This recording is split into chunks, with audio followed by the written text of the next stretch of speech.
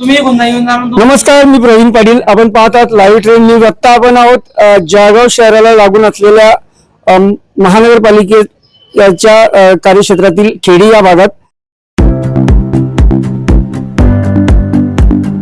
खेडी पेट्रोल पंपा समोरील हा भाग आहे. आपण जर माझ्या मागे बघितलं तर आत्ता या ठिकाणी एक क्रेन उभी आहे आणि ही नेमकी क्रेन कशासाठी उभी आहे तर या ठिकाणी एक मालवाहतूक गाडी फसलेली आहे, त्यासाठी ही क्रेन मागवण्यात आलेली आहे. आणि ही वारंवार या ठिकाणी क्रेन मागवावं लागते, कारण या ठिकाणी चिखलामुळे ज्या गाड्या आहेत त्या वारंवार फसत असतात.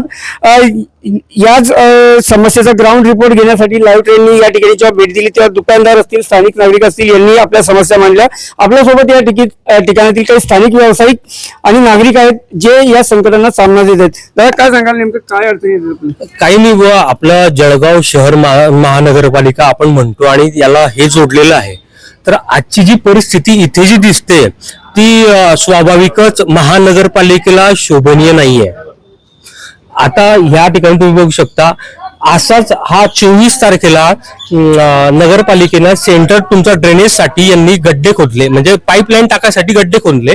आणि त्याच्या दुसऱ्या दिवशी पाऊस पडला, म्हणजे पावसाळ्यात तुम्ही गड्डे खोदता आणि अशी परिस्थिती उद्भवते. आज ही गाडी कमीत कमी 15वी आहे 24 तारखेनंतर, 24 तारखेपासून. तर आपण काय म्हणावं या परिस्थितीला, आपण काय म्हणावं की आपण जळगाव नगरपालिकेमध्ये राहतो का? दादा, काय सांगाल? गेल्या 15 दिवसापासून इथं गाड्या फसताय आणि पूर्ण चिखलामुळे येण्या जाण्याचे खूप वांदे झालेले, खूप त्रास होतोय आम्हाला. चालायला सुद्धा जमत नाही, चालायला सुद्धा जमत नाही. क्या कहेंगे सर? ये जो रोड पूरा खराब होने से टू व्हीलर भी आना मुश्किल हो गया, लो पैदल आना भी मुश्किल हो गया, फोर व्हीलर तो चलता ही नहीं है, पूरा गाड़ी दब जाता है. इसका कुछ करना चाहिए म्यूनसिपालिटी. ये म्यूनसिपालिटी सही में हाईवे टच रोड है ना, हम लोग टैक्स भरता है, कोई कुछ ख्याल नहीं देता है.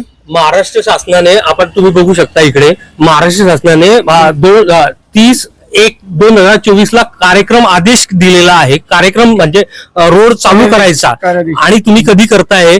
24/6/2026. मग आतापर्यंत पावसाळ्यातच तुम्ही का हे केलं? आता ते देव जाणे. पण या तुमच्या समस्यां संदर्भात तुम्ही स्थानिक नगरसेवक असेल, पदाधिकारी असेल, यांच्यापर्यंत काही निवेदन किंवा गावाने मांडले?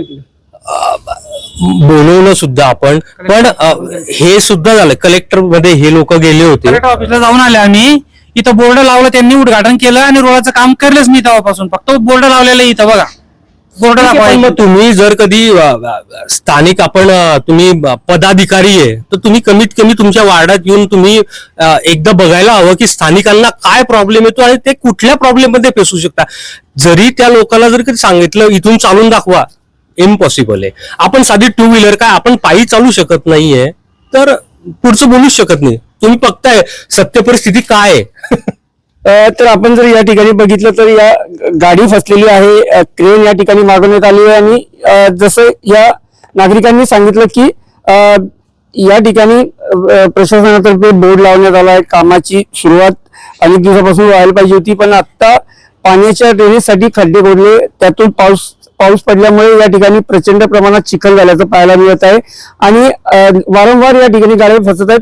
प्रशासनाने, महापालिका प्रशासन असेल, स्थानिक लोकप्रतिनिधी असेल, यांनी या ठिकाणी लवकरात लवकर लक्ष घालून या आमच्या समस्या दूर कराव्या अशी आर्थ हाक या नागरिकांनी व्यक्त केली आहे. त्यासोबतच त्यांनी सांगितलं की आम्ही टॅक्स पेअर आहोत, आम्ही कर जो आहे तो वेळेवर नियमित भरत असतो, मग आम्ही सफर का व्हावं असा सवालही नागरिकांनी यावेळी प्रशासनाला विचारलाय.